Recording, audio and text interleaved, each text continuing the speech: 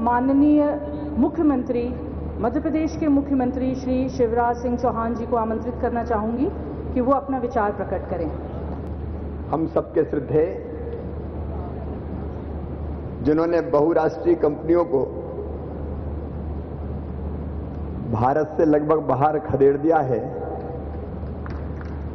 और कृषि के क्षेत्र में मैं साक्षी हूं जो अद्भुत काम कर रहे हैं। श्रद्धेय बाबा रामदेव जी, उनका स्वागत है, उनको प्रणाम है। राष्ट्रीय स्वयंसेवक संघ के सर सहकारवाह, हमारे मार्गदर्शक श्रद्धेय भैया जी जोशी साहब, मैं जब 11 साल पहले मध्य प्रदेश का मुख्यमंत्री बना तो खेती में मध्य प्रदेश बहुत पीछे था और मेरे दिमाग में एक जिद थी, एक जुनून था, एक जज्बा था। मुझे याद है कि एक बार मैं जब शरद पवार जी कृषि मंत्री हुआ करते थे और खाद्यान्न के वितरण का काम भी उनकी तरफ था, उनके पास मुख्यमंत्री रहते हुए गया और मैंने उनसे निवेदन किया कि मध्य प्रदेश को गेहूं का ज्यादा कोटा चाहिए, गेहूं आवंटित हमको कर दो, ज्यादा आवंटित कर दो। तो उनका उत्तर था, प्रिक्योर तो होता नहीं है मध्य प्रदेश में, पैदावार तो होती नहीं है, जब देखो तब आ जाते हो गेहूं मांगने, इतना कहां से दे दूं। उस दिन हमने 2 संकल्प किए। एक, अब दोबारा कभी केंद्र सरकार के पास गेहूं मांगने नहीं जाऊंगा, इतना गेहूं मध्य प्रदेश में पैदा करेंगे कि हिंदुस्तान के अन्न के भंडार हम भर देंगे और सरकार कहेगी कि अब इसको ले कहां जाए। अब वंदना जी सही गलत अलग बात है, लेकिन हमने तब तय किया। और दूसरा मैंने तय किया, एक मंत्र बना लिया और आज भी मैं उसे आत्मसात करता हूं, रोज सवेरे रटता हूं कि खेती को घाटे का सौदा नहीं रहने दूंगा, खेती को फायदे का धंधा बनाकर ही चैन की सांस लूंगा। तब हमको जो राहत दिखी, गलत सही पे बहस हो सकती है, मैं इसलिए पूरी गंभीरता से सुन रहा हूं। खेती के परिदृश्य को बदलना पड़ेगा, लेकिन 7.5 लाख हेक्टेयर से बढ़ा के 7.5 लाख हेक्टेयर सिंचित जमीन थी, बढ़ा के मध्य प्रदेश में 36 लाख हेक्टेयर सिंचित जमीन की है। हम लोगों ने प्रयास किया, अनेकों, उन प्रयासों के मैं विस्तार में नहीं जाता, लेकिन आज मैं ये कह सकता हूं कि मध्य प्रदेश ने गेहूं के उत्पादन में पहले हरियाणा को पीछे छोड़ा और पंजाब को भी अब पीछे छोड़ दिया है। मध्य प्रदेश की कृषि विकास दर अगर आप देखेंगे तो हिंदुस्तान नहीं, दुनिया में सबसे ज्यादा है, 20+ है। 4 साल से लगातार 20 के ऊपर कृषि विकास दर हम लोग हासिल करने का काम कर रहे हैं।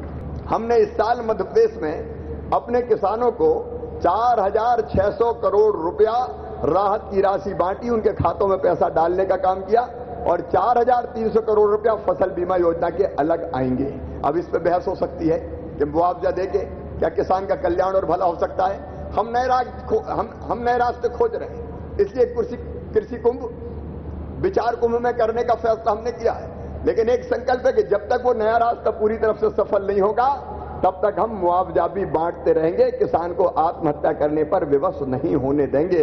हम लोगों ने कई नए प्रयोग मध्य प्रदेश में करने की कोशिश की है और आज विचार कुंभ से जो निष्कर्ष निकलेगा मैं खुद मानता हूं। लगातार रासायनिक खाद डालते जाओ, केमिकल फर्टिलाइजर डालते जाओ, जमीन जहरीली हो गई, नदियां जहरीली हो गई, मानव शरीर जहरीला हो गया, अनेकों बीमारियों के शिकार हो गए। वंदना जी भी जो कह रही थी वो बात सच है और लागत लगातार बढ़ती रही। जब मैंने विश्लेषण किया कि पैदा तो हो रहा है खूब गेहूं, लेकिन प्रॉफिट कितना हो रहा है भाई, इसकी तरफ तो देखो, तो पता चला जितनी लागत लग गई उतने का मुनाफा, उतना भी उत्पादन नहीं हुआ। पेस्टिसाइड, केमिकल फर्टिलाइजर और पता नहीं एक दवाई, फिर दूसरी दवाई, फिर तीसरी दवाई, उसके कारण लागत लगातार बढ़ती गई, इनपुट कास्ट बढ़ती गई, मुनाफा घटता गया और उसमें अगर फसल खराब हो गई तो किसान पूरी तरह से तबाह हो गया, बर्बाद हो गया। और इसलिए मध्य प्रदेश में हमने खेती के लिए एक सलाहकार परिषद बनाई। देखिए, मैं ये नहीं मानता कि मुख्यमंत्री सब विषयों का जानकार है, अपने आप को अति विद्वान नहीं समझता। कई बार बड़े पदों पर पहुंच के कुछ लोगों को गलतफहमी हो जाती है कि हम जो सोचते हैं वही ठीक सोचते हैं और कोई सोचने वाला है ही नहीं।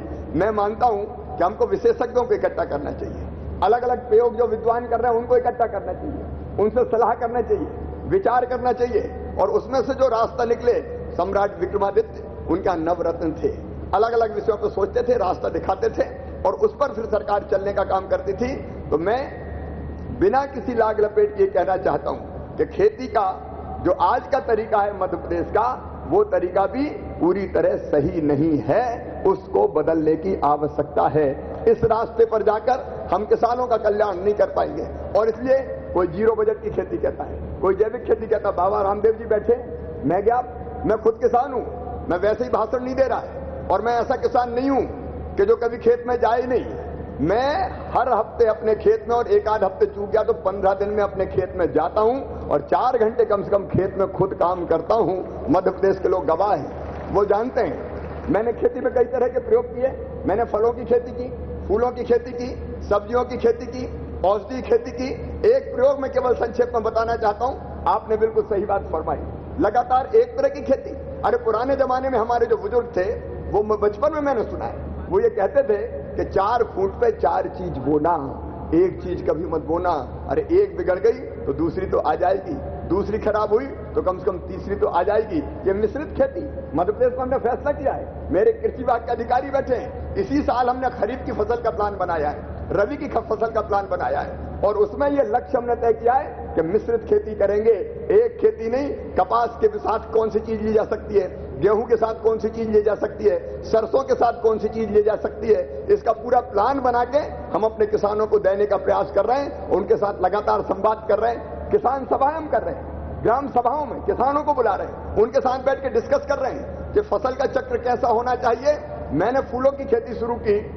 मैं वंदना जी ये तो नहीं कहूंगा कि हमने कीटनाशकों का प्रयोग नहीं किया, छिड़काव बिड़काव तो किया हमने, लेकिन हमने जो प्रयोग किया उसमें मैंने आधे एकड़ का पाली हाउस बनाया, और उस आधे एकड़ के पाली हाउस में बना 16 लाख रुपए में। और बाद में हमने जरवेरा फूल लगाना शुरू किया, तो हर साल हमको 11 से लेकर 12 लाख रुपए का मैं फूल बेचता हूं। खर्चा अगर काट दें तो 7 लाख रुपए के आसपास हर साल में अभी बचा रहा हूं, आधा एकड़ में। शिवराज सिंह चौहान खुद उदाहरण है, आपके सामने खड़ा है। मैं अनार की खेती भी करता हूं, मैं अदरक और हल्दी भी लगा रहा हूं। हमने पैटर्न चेंज करके मुनाफा तो बढ़ाया, लेकिन वो सवाल अपने स्थान पर यथावत है कि जीवों की हत्या होनी चाहिए।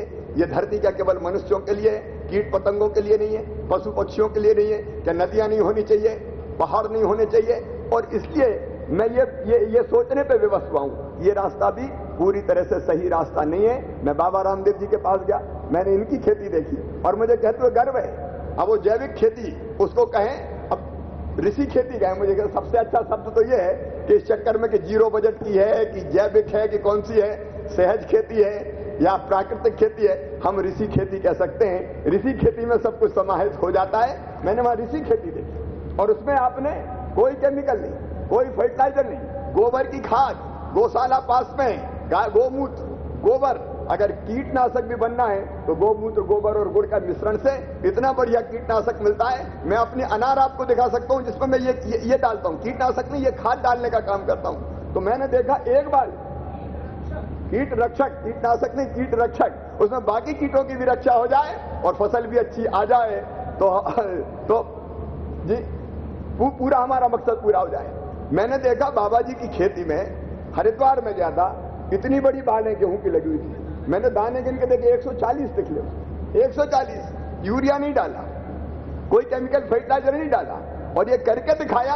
ये मैं अपने आंखों से देख के आया। मैंने कहा कि बाबा जी मैं भी प्रयोग कर रहा हूं, अरे एक आध आदमी हमारे पास भी भेज दो, थोड़ा सा ट्रेंड हो जाए, उसके बाद आगे काम करें। तो सचमुच में ये जो सहज खेती है, आज मुझे कहते हुए कोई संकोच नहीं है। हाँ, एक साथ नहीं होगा। मैं आज ये नहीं कह सकता कि एक दिन में मुख्यमंत्री केमिकल फर्टिलाइजर को प्रतिबंधित कर देगा, क्योंकि किसान पहले प्रयोग देखता है और प्रयोग देखने के बाद जब वो प्रयोग सफल होता है तब उस रास्ते पर चलता है। और इसलिए मध्य प्रदेश में हम मॉडल फॉर्म बनाएंगे, नाम और कुछ भी दे सकते हैं, आदर्श कृषि फॉर्म बनाएंगे जिसमें ये प्रयोग करेंगे और प्रयोग हम सफल करेंगे और वो सफल प्रयोग किसान को दिखाएंगे और फिर कहेंगे किसानों से कि इस रास्ते पर चलो किसान भाइयों, इसी रास्ते में तुम्हारा भी कल्याण है और जीव मात्र का भी कल्याण है। इस साल हमने योजना बनाई है अलग अलग आदर्श कृषि फॉर्म बनाने की। सरकार और समाज, किसान और सरकार साथ खड़े होंगे और मिलकर काम करेंगे, जिसमें सारे प्रयोग हम करेंगे। और ये प्रयोग जैसे जैसे सफल होते जाएंगे, किसान ये खेती छोड़ेगा और दूसरी खेती अपना लेगा। एक झटके में हम प्रतिबंध नहीं लगा सकते, इस बात का हम लोग प्रयास करेंगे। जैविक खेती में एक हमने, अब उसमें मतभेद हो सकते हैं, लेकिन जब रासायनिक खाद को सब्सिडी दी जाती है तो जैविक खाद को क्यों सब्सिडी नहीं दी जानी चाहिए? दी जानी चाहिए। एक तरफ आप 70,000 करोड़ रुपया खर्चा कर रहे हैं, तो हम लोगों ने मध्य प्रदेश में फैसला किया है कि इस बात को प्रोत्साहित करने के लिए हम किसान के साथ खड़े होंगे। छोटा किसान है, देखिए, अपने आप वो बहुत प्रयोग नहीं कर सकता। प्रयोग अगर वो नहीं करे तो उसको सहारा देना पड़ेगा, सहयोग करना पड़ेगा। लेकिन खेती के साथ साथ गोमूत्र और गोबर मिले, इसके लिए चाहिए गाय। अनिल जी ने ये बात सही कही, गौ माता के पास जाके जो आनंद मिलता है। अब मैं तो मध्य प्रदेश के मुख्यमंत्री निवास में रहता हूं, 2 गाय से हमने शुरू किया था, 2 गाय हम लाए थे और 2 गाय की आज मेरी पत्नी भी यहां सामने बैठी, हमारी लगभग 28 गाय आज मुख्यमंत्री निवास में ही रहती है। और जब उनके पास जाके उनके बछड़ों से या बछिया से लिपटते हैं गले में हाथ डाल के, तो जिस आनंद की अनुभूति होती है उसकी शब्दों में कल्पना नहीं की जा सकती। गौ माता अद्भुत है सचमुच में। इसलिए गौ संरक्षण, क्योंकि अगर हम ऋषि खेती की बात करेंगे तो गाय के बिना वो ऋषि खेती हो नहीं सकती। और इसलिए मध्य प्रदेश ये संकल्प करता है कि हम देसी नस्ल की, भारत की नस्ल की जो गाय हैं उनका संरक्षण करेंगे। हमने अभी गोपाल पुरस्कार प्रारंभ किया है, जिसमें भारतीय नस्ल की जो सबसे अच्छी गाय होती है उसको प्रदेश स्तर पर पुरस्कार देते हैं, जिले स्तर पर पुरस्कार देते हैं, ब्लॉक स्तर पर पुरस्कार देते हैं। लेकिन गो संरक्षण का काम व्यापक पैमाने पर हम मध्य प्रदेश में करेंगे। बातें कहिए, लेकिन चूंकि स्वामी रामदेव जी यहां विराजमान हैं और श्रद्धेय भैया जी जोशी बैठे हुए हैं, उनका मार्गदर्शन हम चाहते हैं। मैं तो इतना कहना चाहता हूं कि आज आप कहीं चले जाएं हिंदुस्तान में, खेती के मामले में नंबर 1 राज्य कौन है तो लोग कहेंगे मध्य प्रदेश है। ये मैं नहीं कहता, 4 बार कृषि कर्मण पुरस्कार चाहे यूपीए की सरकार हो चाहे एनडीए की सरकार हो मध्य प्रदेश को दिया है। लेकिन मैं इस रास्ते से संतुष्ट नहीं हूं।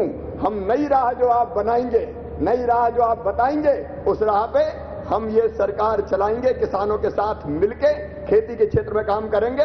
और हम उस दिन सचमुच में आनंदित और प्रसन्न होंगे जिस दिन हम कहेंगे कि मध्य प्रदेश अब ऋषि खेती में नंबर 1 है, जैविक खेती में नंबर 1 है। बड़ा हिस्सा आज भी मेरा जैविक है, बड़ा हिस्सा। आप चले जाइए, मंडला चले जाइए, डिंडोरी चले जाइए, शहडोल चले जाइए, अनूपपुर चले जाइए, उमरिया चले जाइए, मेरे आदिवासी भाई बहन खाद का प्रयोग करते ही नहीं है। उनकी कोदों, उनकी कुटकी, उनका धान, उनका ज्वार, उनका मक्का आज भी 100% जैविक है। लेकिन प्रमाणीकरण की उतनी व्यवस्थाएं नहीं थी, इसे ठीक दाम नहीं मिलता था। तो प्रमाणीकरण के लिए, सर्टिफिकेशन के लिए भी हम पर्याप्त व्यवस्थाएं कर रहे हैं। आप रास्ता बताइए।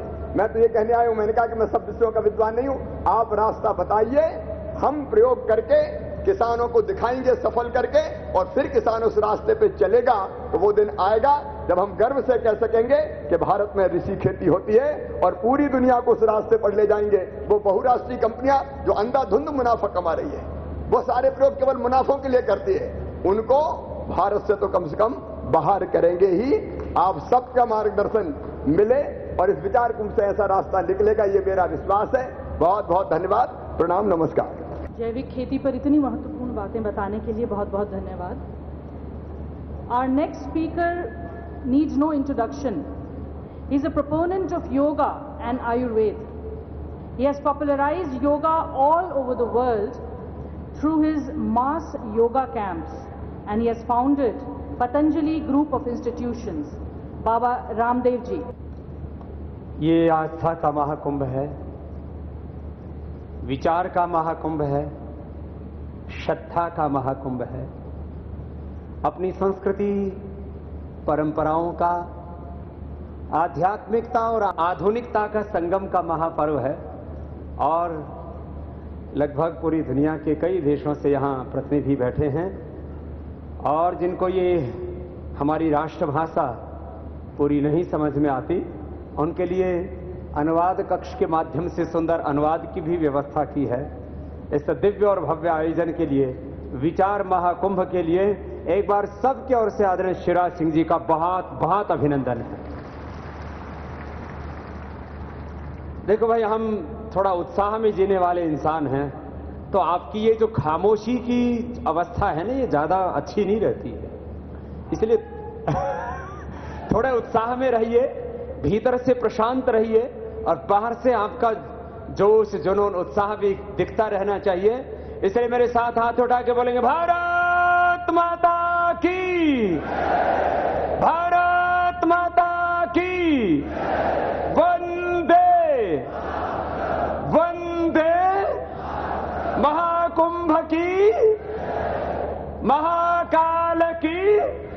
तो आज यहां विचार महाकुंभ में थोड़े से विचार आपके सामने कुछ रखेंगे। मुझसे पूर्व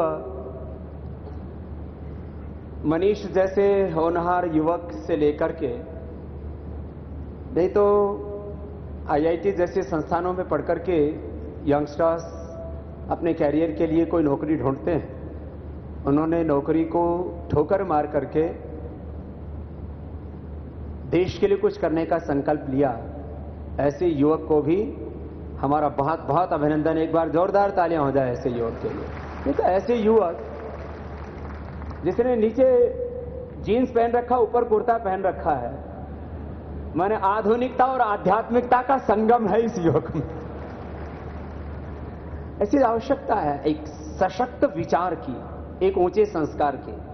बहन जेतली जी ने कुटीर उद्योग और कृषि और कुटीर का एक पूरा जो संकल्प है उसको बहुत प्रामाणिक तौर पर रखा। गांव अपने आप में एक स्वावलंबी इकाई होनी चाहिए। सारी चीजों का हमने बाजारीकरण कर दिया, ये ठीक नहीं। और भाई अनिल जी ने जिस तरह से हम न्यूनतम मूल्य पर अपनी खेती पैदा करके, माने कम लागत ज्यादा उपज, प्रोग्रेसिव एग्रीकल्चर, उसके ऊपर अपने विचार रखे। शब्दों को लेकर के कई बार बहुत संघर्ष हो जाता है, तो इसलिए मैं शब्दों के संघर्ष में नहीं जाना चाहता। बहन वंदना शिवा के बारे में मैंने सुना तो बहुत था, लेकिन आज उनको सुन करके ऐसे लग रहा था वंदना शिवा के माध्यम से मानो भगवान शिव को ऋषि बोल रहा है। ऐसी बहन को बहुत बहुत अभिनंदन। ये क्रांतिकारी विचार है और व्यवहारिक विचार है, वैज्ञानिक विचार है, सार्वभौमिक विचार है। आदरणीय श्रद्धेय भैया जोशी जी, और इस सत्र के बाद जिनका मंगल आशीष और मार्गदर्शन सबको प्राप्त होना है, ऐसे हमारे वरिष्ठ, हमारी गुरु परंपरा, ऋषि परंपरा के गौरव श्रद्धेय श्री जग्गी वासुदेव जी का भी एक बार सबकी ओर से पुनः बहुत बहुत अभिनंदन। मैं सीधा विचारों पर आता हूं।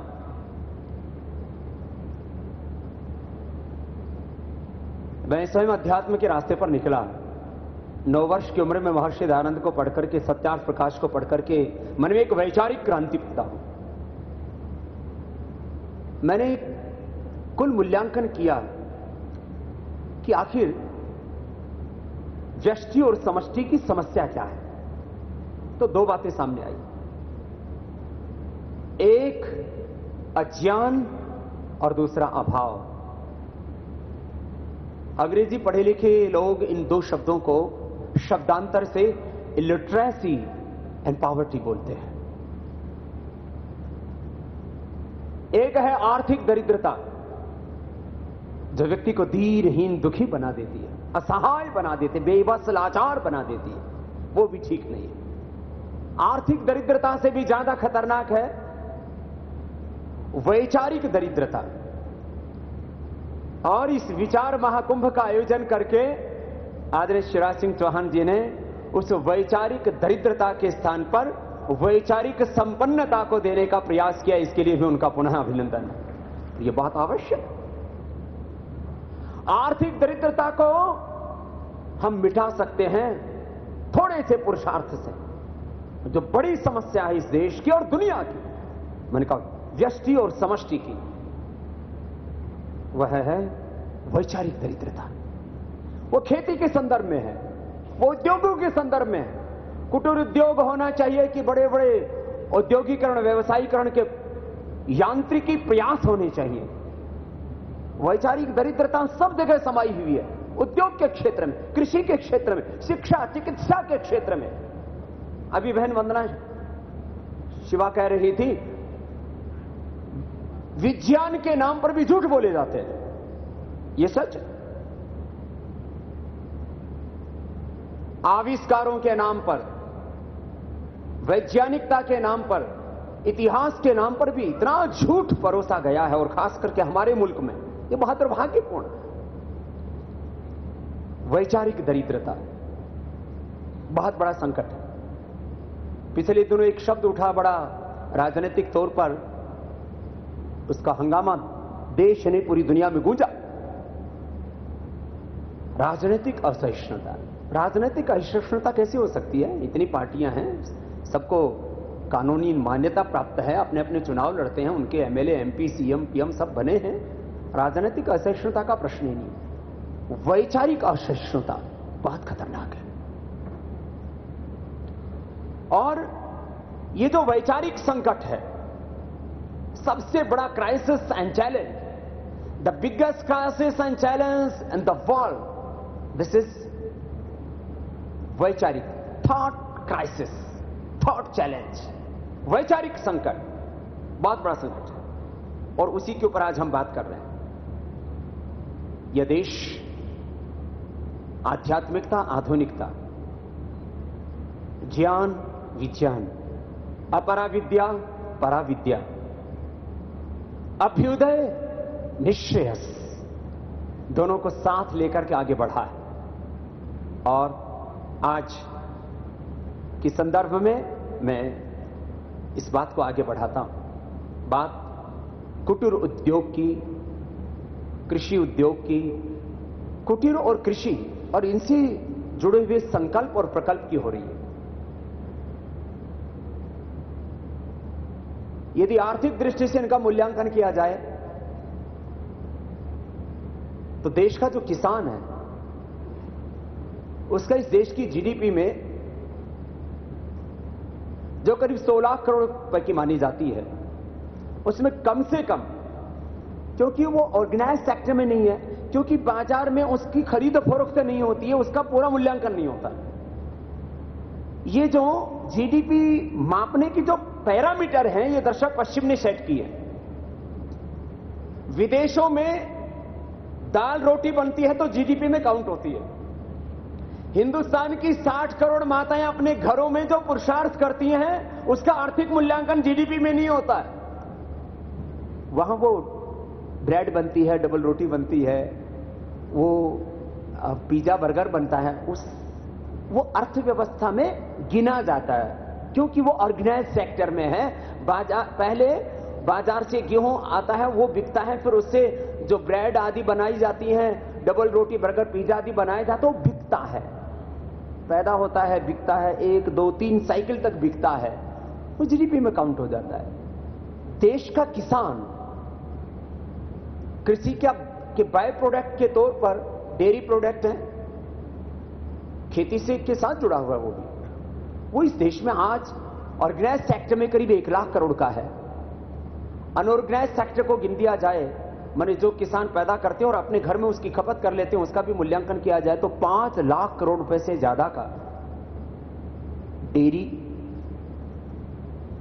सेक्टर है। ऐसे ही किसान जो अपने खेत में पैदावार करता है शाक सब्जियां, और वो बाजार में ऑर्गेनाइज सेक्टर में नहीं बिकती हैं, उनका मूल्यांकन किया जाए तो ये करीब 10 लाख करोड़ रुपए का है। और शाक सब्जियों के अलावा वो जो तेल और दूसरी चीजें पैदा करता है, उन सबका भी मूल्यांकन किया जाए तो ये जाकर के 20-25 लाख करोड़ रुपए का है, जो छोटी छोटी चीजें अपने घर में वो बनाता है। दरअसल यांत्रिक विकास को इतना ज्यादा महिमा मंडित कर दिया। पश्चिम में खास करके कुछ देशों में इंसान मिलते नहीं तो मशीनों से औद्योगिकरण हुआ। महात्मा गांधी कहते थे, इस देश के लिए यांत्रिक विकास इस देश के स्वभाव के विरुद्ध है। यद्यपि हम इस दिशा में छोटा प्रयास कर पाए हैं अभी, लेकिन मेरे से जेतली बहन कहने लगी कि स्वामी जी अभी कुटीर की तो बात हुई नहीं, कृषि पर बात सिमट गई है। तो मैं कुटीर के बारे में इतनी ही बात कहना चाहता हूं। आज पूरी दुनिया में जिस तरह से एक ब्रांडिंग का बाजार खड़ा हुआ है, उसमें बड़े बड़े कॉर्पोरेट हाउसेस के मुनाफे तो बढ़े, लेकिन लाखों कुंभकार, लाखों चर्मकार, लाखों करोड़ों लोहार, वो जो हमारे गांव की संस्कृति, गांव का स्वभाव, गांव का स्वावलंबन, जो कृषि के बारे में बहन बात कर रही थी वंदना जी, हिंसक विकास बहुत आगे बढ़ गया है। अहिंसक विकास, अहिंसक समृद्धि, न्यायपूर्ण समृद्धि, न्यायपूर्ण विकास, समग्र और स्थायी विकास, इंक्लूसिव एंड सस्टेनेबल डेवलपमेंट, जो अहिंसा पर आधारित है, न्याय पर आधारित है, समग्रता पर आधारित है, जिसमें तमाम जो बायोडाइवर्सिटी है उसका ध्यान रखा जाता है, उसको हमने भुला दिया है और उसकी आज आवश्यकता